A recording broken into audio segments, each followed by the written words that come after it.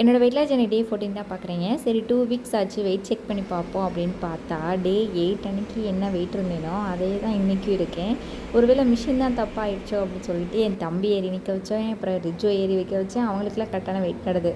அப்போ நினச்சேன் சரி நமக்கு தான் இன்னும் வெயிட் குறையலை போல் அப்படின்னு சொல்லிட்டு சரி வாக்கிங் போவோம் அப்படின்னு மார்னிங் எழுந்திரிச்சோடனே வாக்கிங் போயிட்டேன். 1 hour கிட்டாவது வாக்கிங் போகணும் அப்படின்னு நினச்சி தான் மாடிக்கு போனேன். பின்னாடி இந்த பிள்ளையும் வந்துருச்சுங்க.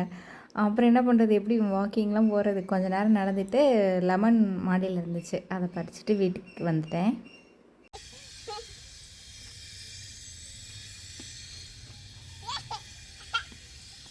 முதல் நாள் நைட் கொள்ளுப்பருப்பு ஊற போட்டிருந்தேன். அடுத்த நாள் குழம்பு வச்சுக்கலாம் அப்படின்னு கொஞ்சமாக அம்மாவை குழம்பு வைக்க சொல்லிவிட்டு நான் பிரேக்ஃபாஸ்ட்டுக்கு துவையல் மாதிரி எடுத்துக்கலாம் கோதுமை தோசை கூட வச்சு அப்படின்ட்டு துவையல் பண்ணியிருந்தேன். பேனில் கொஞ்சமாக எண்ணெய் சேர்த்து பூண்டு, வெங்காயம், வரமிளகா, கருவேப்பிலை இதெல்லாம் போட்டு ஃப்ரை பண்ணி எடுத்துக்கிறேன். இது கூட தேங்காயும் சேர்த்துக்கிறேன். தேங்காய் ரொம்ப சேர்க்க வேணாம், கொஞ்சமாக சேர்த்தா போதும்.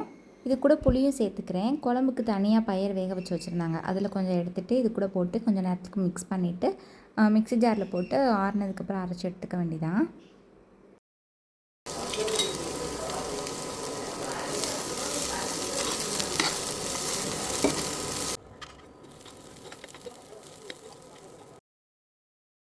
இந்த துவையல் கோதுமை தோசையை விட வெள்ளை தோசைக்கு டேஸ்ட் சூப்பராக இருந்துச்சு.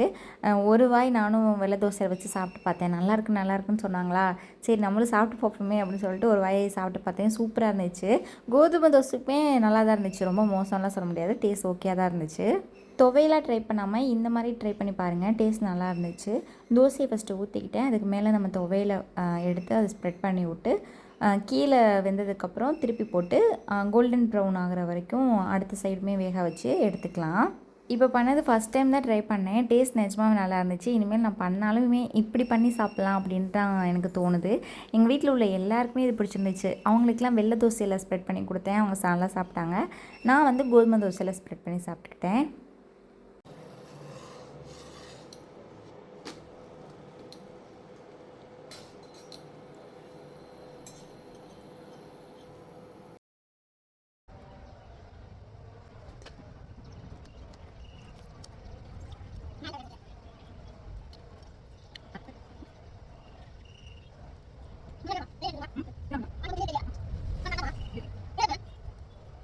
வீட்டில் கொள்ளுப்பருப்பு குழம்பு உருளைக்கிழங்கு வச்சுருந்தாங்க, அது 2 எடுத்துக்கிட்டு நான் காலைல பண்ண துவையல் கொஞ்சம், கடலைப்பருப்பு கொஞ்சம், முட்டை 1 எடுத்துக்கிட்டேன். நைட்டுக்கு கம்பு தோசை போட்டு அது கூட கொஞ்சம் பன்னீர்லாம் சேர்த்து சாப்பிட்டேன். இந்த ஒன்றே நல்லா சாப்பிட முடியல, கம்பு தோசை கசக்கிற மாதிரி ஃபீல் இருந்துச்சு. அப்புறம் 2 கொய்யாக்காய் எடுத்து சாப்பிட்டுட்டு அன்றைக்கி டின்னரை முடிச்சுக்கிட்டேன்.